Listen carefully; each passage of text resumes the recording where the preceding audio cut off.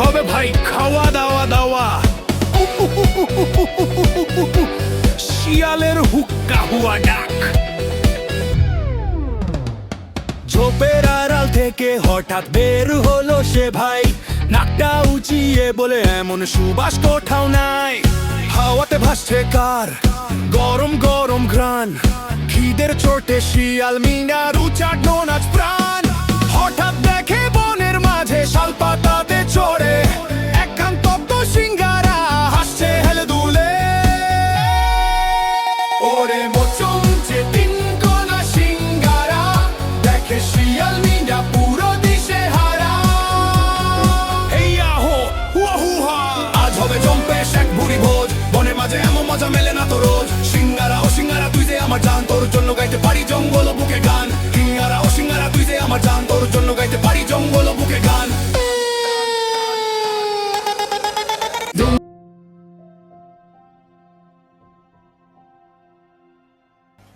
অনেকদিন আগের কথা, পাহাড়ের অনেক উঁচুতে ছিল একটি ছোট্ট কুটির। সেখানে বাস করত এক গৃহস্থ ও তার বউ। একদিন গৃহস্থের বউ তিনটি সিঙাড়া তৈরি করলো। সেগুলোকে ভেজে জানালার ধারে মেক্সিকের মধ্যে একটি বাক্সর ভেতরে রেখে দিল।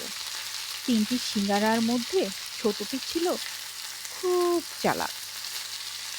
কড়াইয়ে কড়া করে ভাজা হয়েছিল বলে তার গায়ের রংটিও ছিল একদম বাদামি। আগের দিনে বাক্সকে বলা হতো বারকোষ। ছোট সিঙ্গারার শরীর থেকে তার মোহনীয় গন্ধ ভেসে আসছিল। সে নিজের সৌন্দর্য ও সুবাসে নিজেই অবাক হয়ে গেল। সিঙ্গারা মনে মনে ভাবল, আহা, আমি কত সুন্দর, আমার মতন সিঙ্গারা আর কেউ নেই। এই বাক্সের ভিতর শুয়ে থেকে মানুষের পেটে চলে যাওয়া আমার জন্য একদম ঠিক না। ইস, যদি আমি বের হতে পারতাম তাহলে কতই না সমাধান পেতাম। যেই চিন্তা সেই কাজ। জানালা দিয়ে লাফিয়ে পাহাড়ের পথে পালিয়ে যেতে লাগলো সিঙ্গারা। পাহাড়ের গা বেয়ে দ্রুত নেমে গেল। আনন্দে নেচে উঠল তার মন।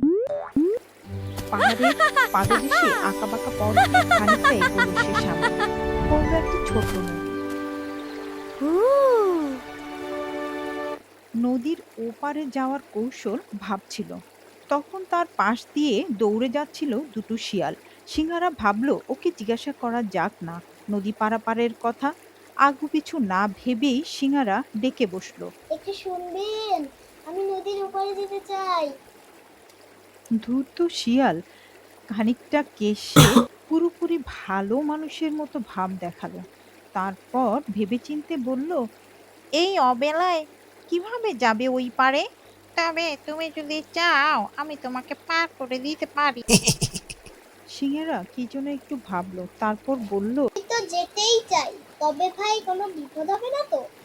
যে বলো বাবু, মানুষের উপকার করে করে আমি বুড়ো হয়ে গেলাম।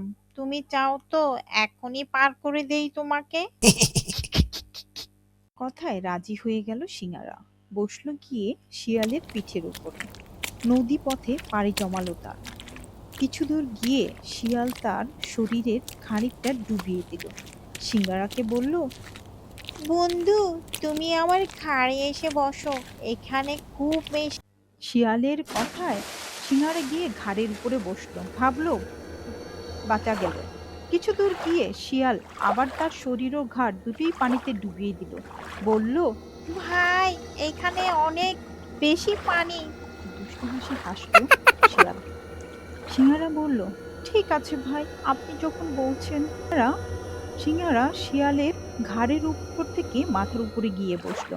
শিয়াল ও সিংহারা নদীর বেশিরভাগ পথ পার হয়ে এলো। এই সময় শিয়াল তার নাক উঁচু করে মাথা ডুবিয়ে দিল। আবার ভয় পেয়ে গেল সিংহারা, ভয়ে কাঁপতে লাগলো। শিয়াল তাকে বলল, ভয় পেও না ভাই, এখানে পানি আরো গভীর। তুমি আমার নাকের ডগায় এসে বসো তো, না হলে ডুবে যাবে। সিংহারা নাকের ডগায় গিয়ে বসলো। এর মধ্যে তারা নদীর কিনারে এসে গেল। এরপর সিংহারা জানতোই না তার সাথে কি নির্মম ঘটনা ঘটতে যাচ্ছে। শিয়াল তাকে পানিতে ফেলে দিল নাকের উপর থেকে এবং সিংহারা চিৎকার করতে লাগলো ভয়ের চোটে। কিন্তু সিংহারাকে শিয়াল ছাড়লো না। শিয়াল বলল, বন্ধু এবার তুমি আমার পেটে আসো, এবং পরমর করে তাকে খেতে লাগলো। বলল, বাহ বন্ধু, তুমি তো বেশ সুস্বাদু।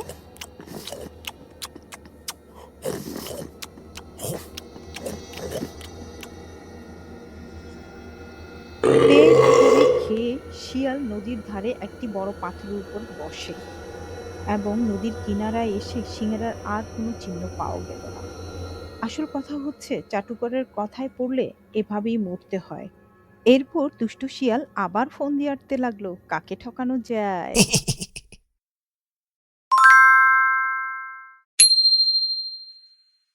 Like, comment, and subscribe.